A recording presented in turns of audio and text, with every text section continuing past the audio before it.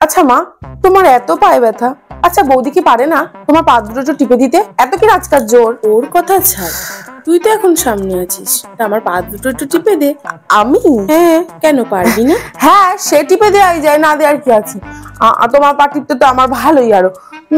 কালকে রাত থেকে না মা, হাতটা কি যন্ত্রণা, তোমায় কি বলবো, হাতটা তুলতেই পারছি না। কাল রাত থেকে? কি জানি, আমার তো মনে হলো পা টেপার কথা শুনে তোর আরো হাতে যন্ত্রণাটা বেশি বেড়ে গেল। এ মা, এই শাড়িটা দিয়েছে তোমার পুজোয়? শাড়িটা একটু কেমন জেল জেলে না? দেখেই তো মনে হচ্ছে খুব কম দামি শাড়ি।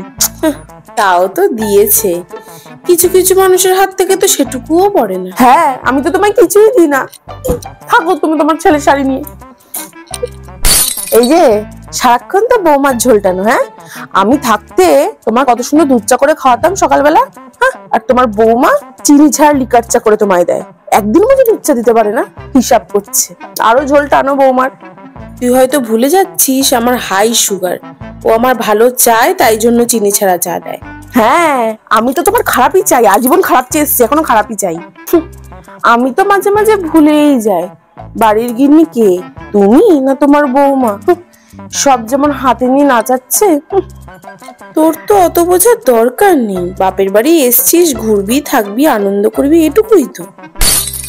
আচ্ছা মা, আজকাল দাদা একটু বেশি বৌদির কথা শুনছে না? তোমাকে পাত্তাটা তো দেয় নাকি সারাক্ষণ বউয়ের কথাই শুনি? দেখো, তা বউয়ের কথা শুনবে তো ভালো কথা, সবাই কি আর তোর বাবার মতো হবে? তাছাড়া জামাইও তো তোর কথা ওঠে আর বসে, সেই বেলা